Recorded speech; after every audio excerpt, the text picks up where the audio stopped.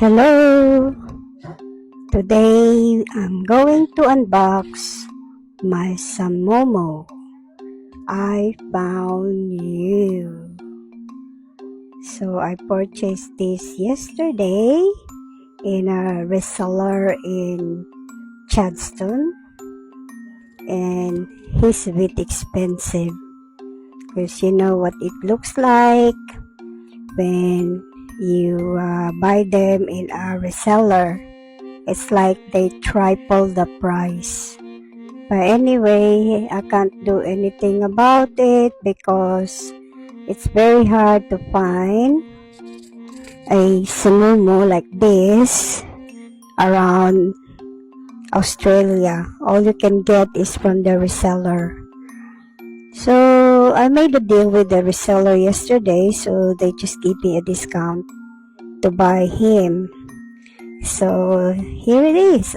I got him finally because I've been waiting and waiting and waiting. Even in PopMart website, I can't get any of him. I don't know. I don't think they're gonna restock him. Even if they do open store on Melbourne, they never had. They don't sell him. All they sell is the Flip With Me. But this one is only a display in the new PopMart in Bourke Street at the Melbourne Walk. But I got Samomo finally. I love him so much. He is so cute and so adorable, and the fur is so soft. And the owner yesterday told me how to groom him. All you have to do is just brush it from your hand. And see the QR code at the back of the tag. So Samomo is original from PopMart.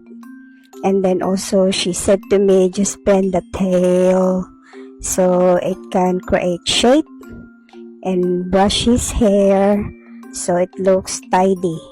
It's like you have to groom him, brushing and brushing until it looks really nice. So I tried to tidy up his ears, his hair in his head, and yeah, so Samomo will look good. And trying to balance his feet, his hands pointing on you because he was pointing that it says, I found you. So yeah, finally, after so many months, I've been thinking about it because you know how much it costs them when you get it from the reseller. It's not as the same price as what you see on the website. So you already knew that it's triple the price. So the I found you Samomo. This is a mysterious Nordic forest inhabited by a group of funniest and happier treasure elves. I came to this place, luckily found its stone monument. It says, only the brave gets here, and you are the one of them. Ooh, that's why he found me. Thank you, Samomo, for finding me and finding you. So look at him. Isn't it gorgeous?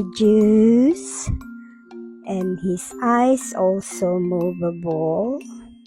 You can move his eyes, his hands, his feet, his tails, and everything. So very lucky. I am so happy of having him as part of my collectibles, and he will be for keeps. So Si Momo had his display cabinet that ready for him to put on his keepsake in or his home, so he can finally